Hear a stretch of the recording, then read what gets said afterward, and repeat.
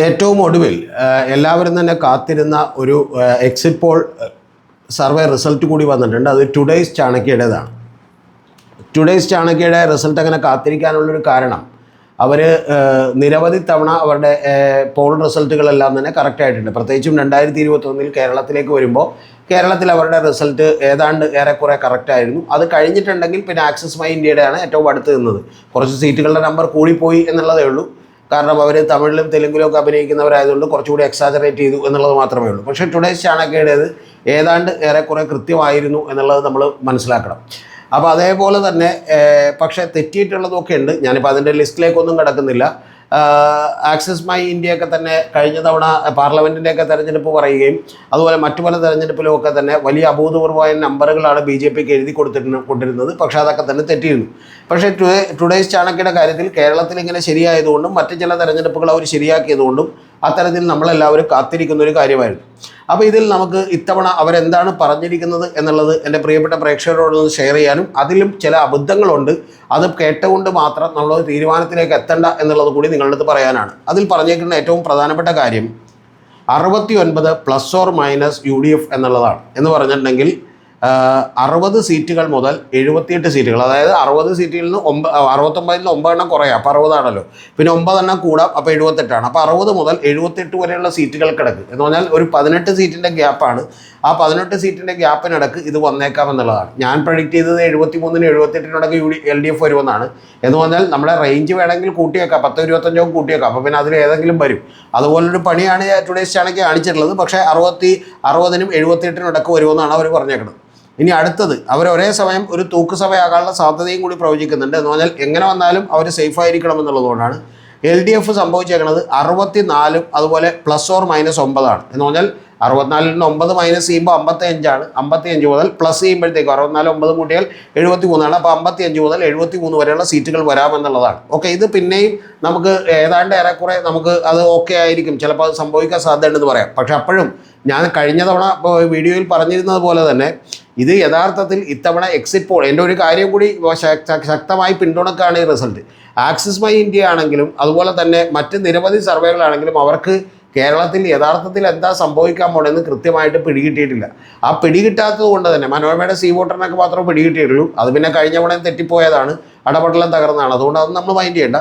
പക്ഷേ ബാക്കിയുള്ള സർവേകൾക്കൊന്നും കൃത്യമായിട്ട് പിടികിട്ടിയിട്ടില്ല. കാരണം ഏറ്റവും പ്രധാനപ്പെട്ട ഒരു വിഷയം, ഒരു തെരഞ്ഞെടുപ്പ് റിസൾട്ട് പ്രവചിക്കുമ്പോൾ ആളുകൾ ശ്രദ്ധിക്കേണ്ട ഒരു കാര്യം, വളരെ നാരോ മാർജിനിലാണെങ്കിൽ ഒരു 1 ലക്ഷമോ 2 ലക്ഷമോ 3 ലക്ഷത്തിലേക്ക് വ്യത്യാസം ഉണ്ടെങ്കിൽ അത് കണ്ടുപിടിക്കൽ വളരെ ബുദ്ധിമുട്ടാണ്. ഇപ്പോൾ ബീഹാറിൽ ഒരു തെരഞ്ഞെടുപ്പ് നടന്നപ്പോൾ നിങ്ങൾക്ക് വിശ്വസിക്കാൻ കഴിയുമെന്നറിയില്ല, 11,500 വോട്ടുകളുടെ വ്യത്യാസമേ ഉണ്ടായുള്ളൂ ഭരണമുന്നണിയും ഈ പറഞ്ഞ 2 മുന്നണികളും തമ്മിൽ. അതുപോലെ ഹരിയാനയിലേക്ക് വരുമ്പോൾ കേവലം 1,12,000 വ്യത്യാസമേ ഉള്ളൂ. അപ്പോൾ അതുപോലെയൊക്കെയുള്ള ചെറിയ വ്യത്യാസങ്ങളിലാണെങ്കിൽ അത് കണ്ടുപിടിക്കൽ വളരെ വളരെ ബുദ്ധിമുട്ടായിരിക്കും. ആ ബുദ്ധിമുട്ടിൻ്റെ പ്രയാസമാണ് ഇവിടെ കണ്ടുകൊണ്ടിരിക്കുന്നത് എന്നുള്ളത് പറഞ്ഞോട്ടെ. പിന്നെ രണ്ടാമത്തെ ഒരു കാര്യം എന്ന് പറയുന്നത്, നോർത്ത് ഇന്ത്യൻ ഏജൻസികളൊക്കെ ആയതുകൊണ്ട് അവർക്ക് BJP ഒരു വലിയ കക്ഷിയാണ്. ആ BJP വലിയ കക്ഷിയായതുകൊണ്ട് അവർ ഇവിടെ ചെയ്തിട്ടുള്ള ഒരു പണി എന്ന് പറയുന്നത്, ഇതിൽ ഏറ്റവും വലിയ അബദ്ധം എന്ന് പറയുന്നത് NDAക്ക് 7 സീറ്റുകൾ ഉറപ്പാണ് എന്നുള്ളതാണ് പറഞ്ഞേക്കുന്നത്. അപ്പോൾ 7 സീറ്റുകളല്ല, 7 സീറ്റുകളാണ് പറഞ്ഞേക്കുന്നത്. അതിൽ ±4 ആണ് പറഞ്ഞേക്കുന്നത്. എന്ന് പറഞ്ഞിട്ടുണ്ടെങ്കിൽ 3 സീറ്റുകൾ ഉറപ്പാണ്, 11 സീറ്റുകൾ വരെ കിട്ടാമെന്നുള്ളതാണ്. ഇതിൻ്റെ അടിസ്ഥാനം എന്താണെന്ന് നിങ്ങൾക്ക് മനസ്സിലായി. ഇതിൻ്റെ അടിസ്ഥാനം എന്താണെന്ന് വെച്ചിട്ടുണ്ടെങ്കിൽ കഴിഞ്ഞ പാർലമെൻറ്റ് തെരഞ്ഞെടുപ്പിൻ്റെ അസസ്മെൻറ്റുകളൊക്കെ തന്നെ അവിടെ നിന്ന് നടത്തിയപ്പോൾ അതിൽ 11 സീറ്റുകളിൽ ഇവർ ഒന്നാമതെത്തിയിട്ടുണ്ട് എന്ന് പറയുന്നൊരു കണ്ടെത്തൽ നടത്തി. കൂടാതെ 9 സീറ്റുകളിൽ രണ്ടാമത് വന്നിട്ടുണ്ടെന്നുള്ള കണ്ടെത്തൽ നടത്തി. ഭാഗ്യത്തിന് ഇതിൻ്റെ സർവേ ടുഡേയ്സ് ചാണക്യയ്ക്ക് വേണ്ടി ഇവിടെ ഹെഡ് ചെയ്തത് ഞാൻ മനസ്സിലാക്കുന്ന അനുസരിച്ച് അവർ സബ് കോൺട്രാക്ട് കൊടുത്തിട്ടുള്ള ഒരു പാർട്ടിയാണ്. അപ്പോൾ ആ ഹെഡ് ചെയ്യുന്ന പാർട്ടികൾക്ക് അത് സബ് കോൺട്രാക്ട് കൊടുത്ത, പക്ഷേ കേരളത്തിൽ നിന്നുള്ളവർക്കല്ല, നോർത്ത് ഇന്ത്യ എന്നുള്ള വേറൊരു പാർട്ടികൾക്കാണ്. അപ്പോൾ അവർക്കിത് മനസ്സിലായില്ല. അവർ നോക്കിയപ്പോൾ ഇതിൻ്റെ അസസ്മെൻറ്റ് പ്രകാരം ഏതാണ്ട് ഒപ്പിച്ച് കൊടുത്തേക്കാം എന്ന് വിചാരിച്ചിട്ടാണ് 3 മുതൽ 11 വരെ എന്നുള്ളതാണ് ഇട്ടേക്കുന്നത്.